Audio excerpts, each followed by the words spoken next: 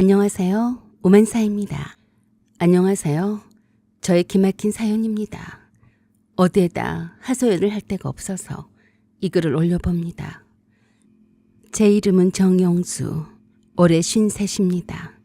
서울 구로구에서 태어나 줄곧 이 근처에서 살았습니다. 대학교는 지방 공립대를 다녔고 전공은 경영학이었지만 지금 하는 일과는 큰 연관이 없습니다. 회사에선 직급이 차장입니다. 입사한 지는 29살부터였으니 어느덧 25해가 흘렀네요. 출근은 새벽 6시에 하고 퇴근은 8시쯤, 점심은 대부분 구내식당, 저녁은 편의점 도시락이나 라면, 휴일엔 고요한 방 안에서 혼자 밥을 지어 먹습니다. 요리는 못합니다. 그래서 계란 후라이가 유일한 반찬일 때가 많습니다. 누가 들으면 서글프다고 하겠지만 저는 그냥 익숙합니다. 저는 흔히 말하는 기러기 아빠였습니다. 직장은 서울 여의도에 있는 중견보험회사 총무팀 소속의 기러기 아빠입니다. 기러기 아빠. 보통은 뭔가 있어 보이는 이미지로 포장되곤 하죠. 돈 잘 벌고 자식 위해 희생하는 아버지의 상징처럼 묘사되곤 합니다. 근데 실제로는요, 그저 가족은 있으나 없는 사람일 뿐입니다. 사실 제가 전문직도 아니고 재벌도 아니고 그냥 평범한 직장인이 해외 유학을 감당한다는 것은 버티는 게 아니라 제 몸을 갈고 삶을 깎아나가는 것이나 같습니다. 솔직히 말하자면요, 우린 유학을 갈 형편이 아니었습니다. 아내가 처음 그 얘기를 꺼냈을 때 제가 제일 먼저 한 말이 그건 우리가 감당할 수 있는 선택이 아니야 라고 하면서 반대했습니다. 제가 전문직도 아니고 대기업 임원도 아니잖아요. 그냥 중견보험사 총무팀 평범한 월급쟁이입니다. 세전 연봉이 5,200만 원 정도였고 세후로 치면 월 370에서 380 들어옵니다.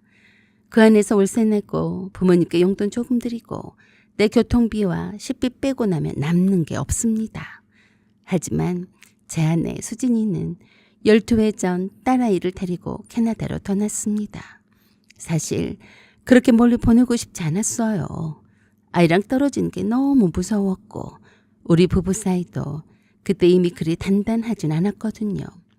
가족과 떨어져 산다는 건 상상도 할 수 없는 일이었습니다. 하지만 그럼에도 불구하고 제가 딸아이를 위해서 캐나다로 딸의 유학을 결정하게 되었습니다.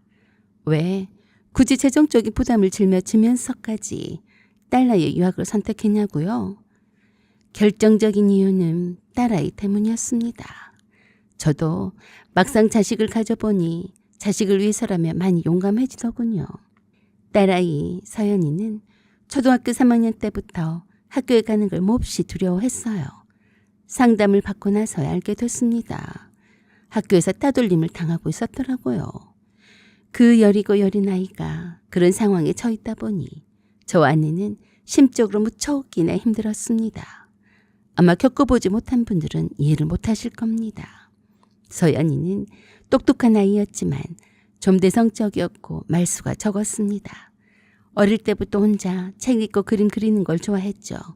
그런 성격이 또래들과 어울리는데 장애가 되었는지 아이가 교실에서 점점 고립됐던 겁니다. 그래도 학교 생활에서 친구들과의 관계를 잘 정립하고 스스로 잘 적응하기를 바랬지만 서연이가 점점 더 학교에 가기를 거부했습니다. 아이들은 저마다 특성과 개성이 있는데 내 딸아이가 친구들과의 관계를 잘 정립을 못한다고 해서 결코 부족한 아이라고는 말할 수 없습니다. 그렇지만 현실은 그렇지가 않더군요. 서연이 우리 딸 정신과 상담 받고서도 밤에 혼자 잠을 잘 못 자고 손톱을 피가 나게 뜯고 결국엔 학교 앞에 가는 것조차 거부했을 땐 아이에게 더 이상 강요를 하는 것은 못할 짓이다 라는 결론이 내렸습니다. 그래, 공부보단 아이가 먼저다. 그 생각밖에 안 들더군요. 자식이 뭔지 서연이를 생각하면 이런저런 경제적인 두려움쯤이야 별것 아닌 것처럼 느껴졌습니다. 결국 아내와 상의 끝에 유학을 보내기로 결심했습니다. 한국 교육이 아이한테 너무 가혹하다고 느꼈고 조금 더 자유로운 분위기에서 아이가 자신을 찾길 바랐습니다. 처음엔 아내만 동행하고 저는 한국에 남기로 했습니다. 저는 당장에 돈을 벌어서 유학 비용을 대주어야 했기 때문입니다. 딸아이의 유학은 저보다 더 제 아내 수진이가 더 적극적이었어요. 서연이를 위해서라면 못할 게 없고 불가능할 게 없다고 생각했습니다. 그래서 무리하게 감당이 안 되는 선택을 하게 된 거죠. 그 이유는 거의 생존하느냐 마느냐였어요. 매달 환전해서 보내는 생활비는 약 400만 원. 그리 많은 돈은 아닙니다. 제 형편에 비하면 맥시멈이었죠. 부족한 돈이었지만 제가 만들 수 있는 최대한의 돈이었기에 많이 힘들었습니다. 아내에게 송금을 넉넉하게 해주지 못해서 미안하긴 하지만 애초부터 각오하고 유학을 떠났기에 아내의 고생이 이만저만이 아니었을 거라서 저는 돈 한 푼도 허투루 쓰지 않았습니다. 돈만 생기면 아내에게 송금했어요. 딸을 위한 일이니 그만의 값어치를 잊기를 바라는 마음이었고 딸아이의 미래를 위해서 이 정도의 희생은 각오를 해야 한다고 생각했습니다. 제가 돈 얘기를 많이 꺼냈는데요. 유학은 돈이 정말 많이 드는 일이었습니다. 가진 거 다 끌어모아도 부족해서 저는 그때부터 밤낮을 가리지 않고 일을 뛰었습니다. 남들 퇴근하는 저녁이면 저는 야간 인력시장으로 가서 콘크리트 타설 현장에 섰고 주말이면 고물상에서 철근 정리를 했습니다. 제가 몸을 갈아놓은 이유는 하나였습니다. 서연이에게 좀 더 나은 환경에서 교육을 받고 밝게 자라게 하고 싶었기 때문입니다. 오로지 서연이가 행복하게 자라기를 바라는 마음에서였죠. 학비 따로, 학원비 따로, 보험료, 통신비, 교통비까지 합치면 월급은 통장을 스쳐간다는 말이 아니라 아예 월급은 캐나다로 이체되는 느낌이었습니다. 그래서 두 번째 직장을 찾았어요. 정확히는 퇴근 후 회사 근처 작은 편의점에서 밤 10시부터 자정까지 매대 정리 알바였어요. 정 차장님, 진짜 거기까지 해요? 후배들이 그렇게 말했지만 그렇게라도 해야 버틸 수 있었습니다. 그럼에도 카드값은 매달 200만 원 이상 밀렸고 집 전세 보증금 이자로만 연 300 넘게 나갔습니다. 그래서 집도 줄였습니다. 자그마한 빌라로 옮겼어요. 혼자 사는데 제 몸 하나 누울 자리만 있으면 되겠더라고요. 라면이 주식이 됐고 2년째 옷 한 벌 안 샀고 3년째 치과 못 갔습니다. 회사 건강검진에서 잇몸연증 3단계 진단받았는데 지금은 그럴 여유가 없어서요 하고 그냥 넘겼습니다. 더 힘들었던 건 정신이었어요. 토요일마다 아내와 영상통화를 하는데 딸이 옆에서 아빠 오늘 미술학원에서 나 1등 했어. 그러면 웃으면서 칭찬은 해주는데 눈물이 났습니다. 미술학원비는 내가 다음 달 카드 리버블링으로 돌렸는데 그 생각에 자꾸 뇌를 콕콕 찔렀죠. 아내는 자기가 청소일을 하는 걸 딸에게 들키기 싫어서 항상 깨끗하게 화장하고 전화를 받았어요. 그날도 손에 고무장갑 자국이 남아 있었는데 방금 마트 다녀왔어 하더군요. 거짓말인 줄 알면서 그 거짓말을 고맙게 듣는 날들이 10년이 넘었습니다. 가끔 친구들이 묻습니다. 야, 너 그러다 진짜 쓰러진다. 대체 왜 그렇게까지 하냐? 그럴 때마다 저는 한참을 침묵하다가 그냥 이렇게 말합니다. 딸아이 눈빛이 조금씩 살아나는 게 보여. 그게 전부야. 처음 몇 년은 가족이 너무 보고 싶었지만 그래도 전화통화로 위안을 삼았습니다. 화상통화 속에서 커가는 딸의 얼굴을 보며 버틸 수 있었죠. 아내와 딸이 캐나다로 떠난 지 벌써 12해가 되었습니다. 서로 서로에게 익숙해진 화면 속으로만 만나는 가족이었죠. 이젠 카메라 각도나 말투만 들어도 무슨 일이 있는지 눈치챌 정도가 됐습니다. 그날도 별반 다르지 않았습니다. 아빠, 나 이번에 대학교 졸업이야.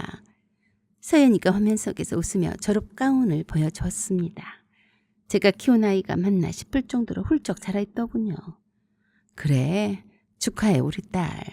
아빠가 진짜 가서 꼭 안아주고 싶다. 그 한마디가 마음을 헤집었습니다. 12회를 참았는데 그날따라 못 찾겠더군요. 적어도 딸아이의 대학교 졸업식은 꼭 보고 싶었습니다. 나중에 후회할 것 같더라고요. 아내와 딸은 오란 말은 하지 않았습니다. 저를 보고 싶다는 말도 하지 않았어요. 늘상 저는 한국에 있는 아빠였고 돈 보내주는 아빠였던 것 같습니다. 제가 아내와 딸아이가 너무 보고 싶었습니다. 그리고 혼자서 사는 것에 지치기도 했고요. 비행기값이 아까워서 그동안 한 번도 못 가봤는데 내 가족 곁에서 행복한 시간을 꿈꿨습니다. 그래서 큰 맘을 먹고 아내와 딸아이를 보러 가기로 했어요. 알리지 않고 가면 그 기쁨도 배가 되어 클 거라고 생각했습니다. 나를 맞아주는 아내와 딸아이의 모습을 상상하면서 말입니다. 그래서 바로 휴가를 냈습니다. 회사에서는 규정상 3박 4일짜리 휴가밖에 낼 수가 없었지만 그럴 수는 없었죠. 모처럼 캐나다로 가는데 최소한 일주일은 휴가를 내야 했어요. 그래서 일주일 휴가를 내기 위해 얼마나 노력을 했는지 모릅니다. 그래도 그것조차 기쁘더군요. 가족을 볼 생각에 말입니다. 가서 딸아이 품에 안겨 아빠 왔다 하고 말하는 순간을요. 캐나다행 비행기 안에서는 그림 같은 행복한 상상만 가득했습니다. 딸이 눈물을 흘리며 뛰어나오는 장면, 아내가 놀라서 웃는 얼굴, 딸이 좋아하던 과자며 아내와 딸이 잘 쓸 것만 같은 화장품을 챙겨간 게 좀 촌스럽긴 해도 설렘에 들떴습니다. 공항에 도착해서도 아빠의 내가 서프라이즈로 짠 하고 나타난다면 어떤 표정을 지을지 즐거운 상상의 나래를 펼치며 무척이나 행복했습니다. 영어도 잘 못하고 캐나다 밴쿠버는 처음이라서 낯설기도 하지만 아내와 딸아이가 사는 집을 수십 번, 아니 수백 번도 더 길을 익혔기에 찾아가는 길이 어렵지는 않았습니다. 하지만 딸아이 집 앞에 서서 주소를 확인 후 배를 눌렀을 때 그 가슴 두근거림은 이루 말할 수가 없었어요. 아내가 나올까, 딸아이가 나올까 무척 기대가 되었습니다. 그런데 뜻밖에도 웬 백인 남자가 자기 집인 양 나왔습니다. 누가 봐도 우리 가족이 사는 집이 아닌 것 같아 보였어요. 영어가 익숙치 않아서 핸드폰 번역 기능을 최대한 이용을 해서 물었습니다. 여기가 이 주소가 맞나요? 안수진 씨가 여기 살지 않나요? 네, 수진이요? 지금 이사 간 지 한참 됐는데. 낯선 백인 남자가 고개를 갸웃했습니다. 죄송한데 이 주소가 맞나요? 라며 재차 물었습니다. 예전엔 살았는데 벌써 2년 전에 이사했어요. 심장이 철렁 내려앉았습니다.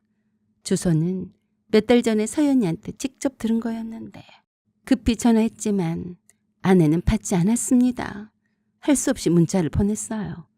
나 캐나다에 왔어. 여기 밴쿠버야. 빨리 전화 줘. 딸도 하루가 지나도록 연락이 없었습니다. 좀 이상한 생각이 들더군요. 내가 멀리서 찾아왔는데 둘 다 문자도 못 받다고? 걱정이 많이 되었습니다. 그동안 내게 말 못할 무슨 일이라도 일어난 걸까? 별 생각이 다 들었습니다. 계속해서 제가 전화를 해도 무응답이었어요. 피말리는 시간이 억만금처럼 지나갔습니다. 겨우 이틀 뒤 아내에게서 문자가 왔습니다. 영수 씨, 연락도 안 주고 무작정 오면 어떻게 해요? 미안해요. 이젠 우리 안 돼요. 난 서연이랑 여기서 새로 시작했어요. 굳이 찾아와서 확인하지도 않아도 될 일인데 정말 미안해요. 그냥 돌아가.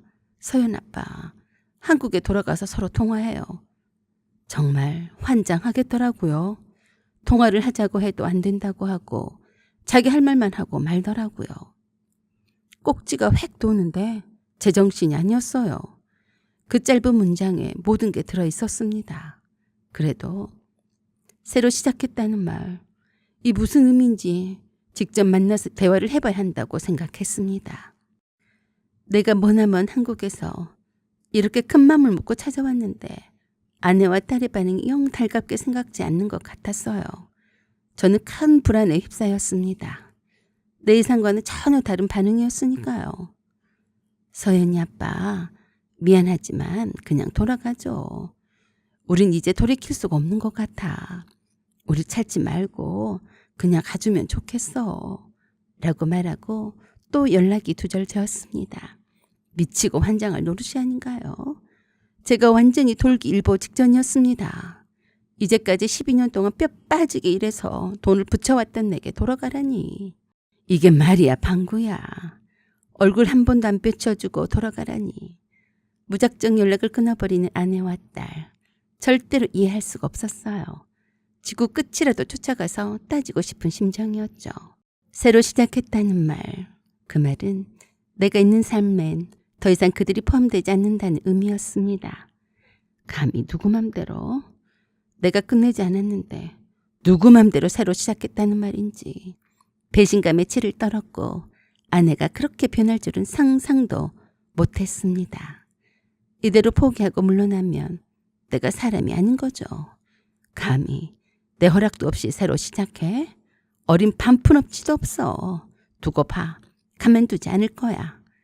그동안 내 돈을 차곡차곡 받아 챙겼으면서 새로 시작했다고? 간혹 부부가 자식들 유학 때문에 피치 못하게 떨어져 있는 경우에 피차 바람이 나서 헤어지는 경우가 더러 있다는 말이 있었는데 저는 아내가 그럴 리가 없다고 생각해왔습니다. 믿기 어려웠지만 사실이 돼가고 있는 상황에 절망감은 이루 말할 수 없었어요. 내 뼈를 갈아놓은 12년은 뭐였단 말인가. 아닐 거야. 아니길 바라야지. 지인의 도움으로 새 주소를 수소문했습니다. 그리고 정말 보지 말았어야 할 장면을 봤습니다. 딸아이와 아내와 함께 걷는 한 남자.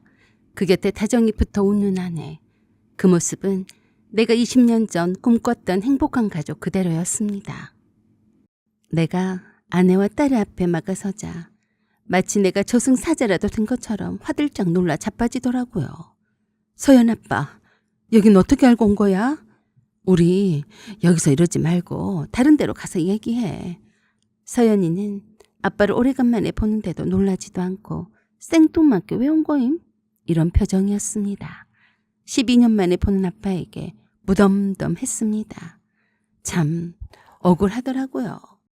오히려 함께 있던 그 남자를 친아빠인 나보다 더 친근해 보였는데 그 모습이 얼마나 서럽던지 가슴이 아팠습니다. 아내는 나 몰래 다른 남자친구를 사귀고 서연과 함께 한 가족을 이룬 모습이었어요.